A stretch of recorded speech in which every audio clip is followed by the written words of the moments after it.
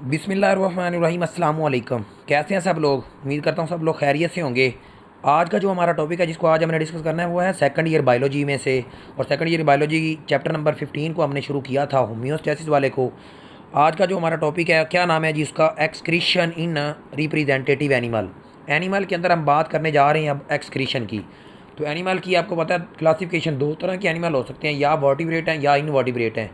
तो पहले बात करेंगे इनवर्टिब्रेट की और फिर बाद में बात करेंगे वर्टिब्रेट की, क्योंकि इनवर्टिब्रेट क्या होते हैं? सिंपल होते हैं और वर्टिब्रेट के अंदर कुछ कम्प्लेक्सिटी आती हैं। तो पहले हम देखेंगे कि जो सिंपल जानदार है इनवर्टिब्रेट वो एक्सक्रीशन का प्रोसेस कैसे करते हैं, फिर बाद में हम वर्टिब्रेट की तरफ क्या करेंगे, मूव करेंगे। तो सबसे पहले बात करते हैं एक्सक्रीशन इन हाइड्रा कि हाइड्रा के अंदर एक्सक्रीशन कैसे होती है।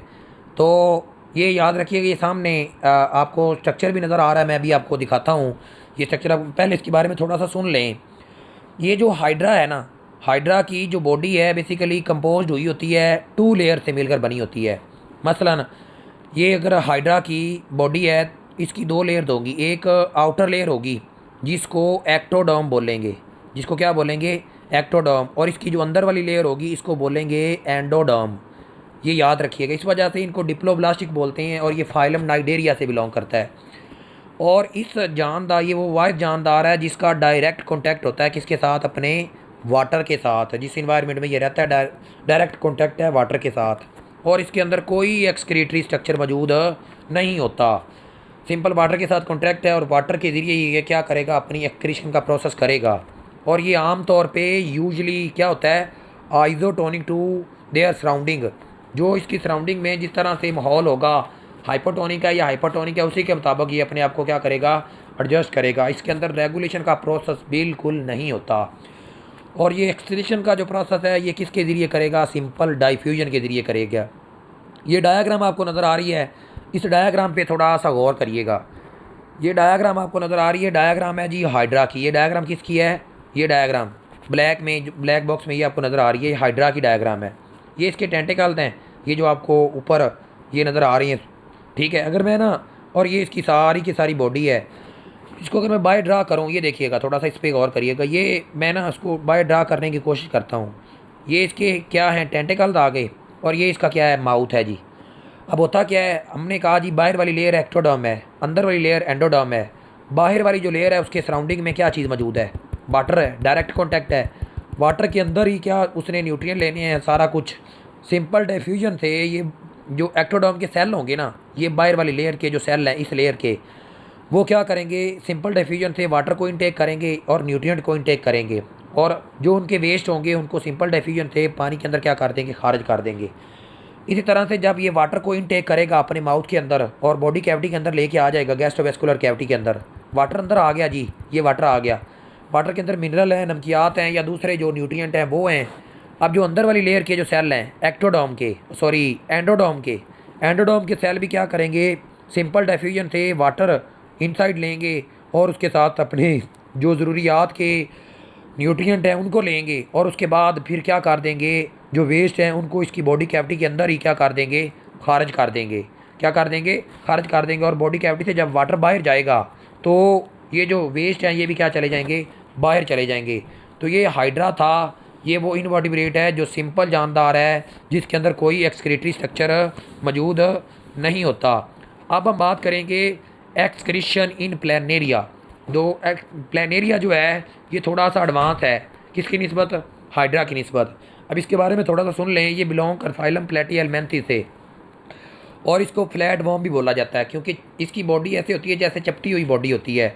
जैसे आपके पास एक किताब है ना, और किताब के जो पेज हैं बिल्कुल उसकी कवरिंग की होती है, बिल्कुल बंद और फ्लैट हुए होते हैं एकदम, उसी तरह से इसकी बॉडी भी क्या होती है? चिपटी हुई होती है। इसको मैं रीड बाद में करता हूँ, पहले ना इसकी डायग्राम, थोड़ा सा इसकी डायग्राम पे जिक्र गौर करिएगा।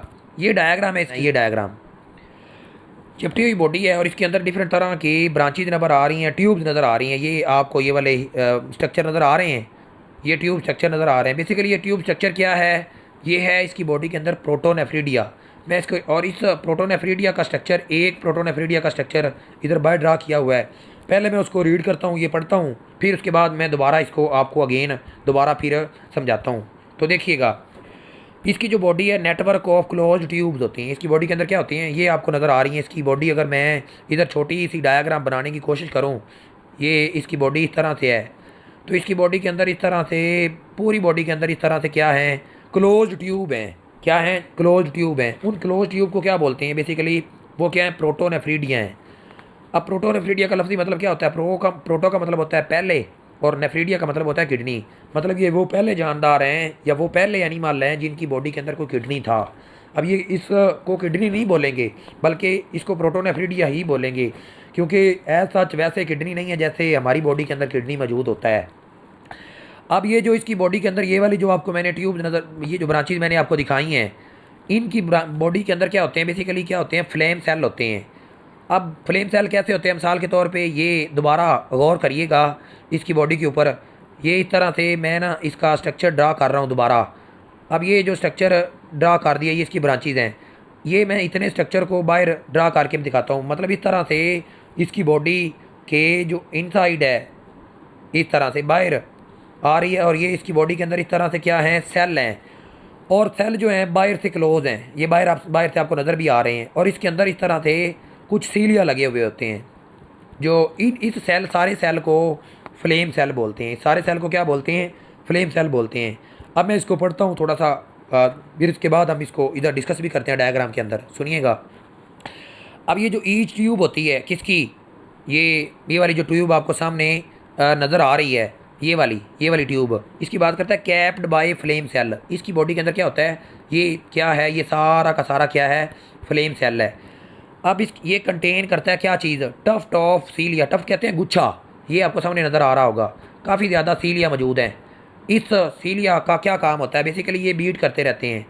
अब जैसे मोम चलती रहती है, मोम को चलाएं और हवा चल रही है, उसका शोला मूव कर रहा होता है ना, उसी तरह से ये भी जो फ्लेम सेल है इसका, ये जो सीलिया है, ये फ्लिकरिंग कर रहे होते हैं, ये बीट करते हैं, प्रोपेल करते हैं फ्लूइड को। कौन सा फ्लूइड, ये मिसाल के तौर पे मैं दोबारा इधर इसको ड्रा करता हूँ। ये इसकी क्या है, ये बॉडी है, मसलन ये सेल था, ये इसकी बॉडी के अंदर जो फ्लूइड है ना, इस फ्लूइड को ये क्या करेंगे, मुसलसल इस कैविटी के अंदर, ये वाली जो कैविटी है इसके अंदर क्या करते रहेंगे, मूव करवाते रहेंगे, कलेक्ट करेंगे किस चीज़ को, फ्लूइड को, फ्राम सराउंडिंग, अपनी इस सराउंडिंग से, ठीक है, और इसके अंदर लेके आ जाएंगे और इसको ड्रेन करेंगे एक्सक्रीटरी डक्ट के अंदर। अब दोबारा इस के ऊपर गौर करिएगा, इसकी डायग्राम के ऊपर आपको समझ भी आएगी। ये डायग्राम में ये छोटे छोटे पोर्द दिखाए हुए हैं आपको, ये पोर्द है, ये पोर्द है, ये पोर्द है, ये पोर्द है। ये कौन से पोर्द हैं, ये एक्सक्रीटरी पोर्द हैं।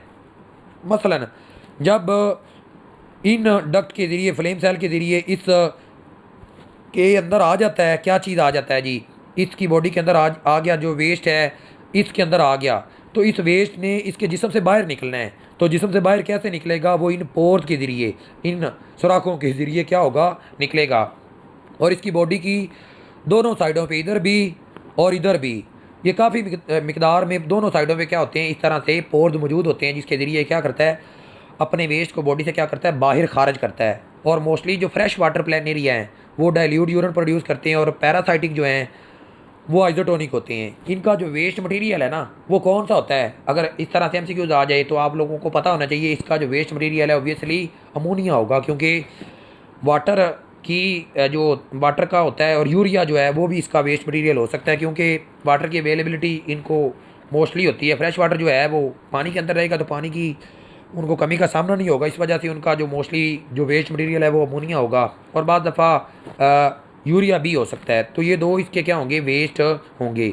तो आज हमने हाइड्रा और प्लानेरिया की बात की। अगली वीडियो में इंशाल्लाह हम डिस्कस करते हैं एक्सक्रीशन इन अर्थवॉर्म और उसके साथ इंसेक्ट के अंदर। तो उम्मीद करता हूँ आपने लेक्चर को बड़े ध्यान से सुना होगा। अस्सलामु अलैकुम।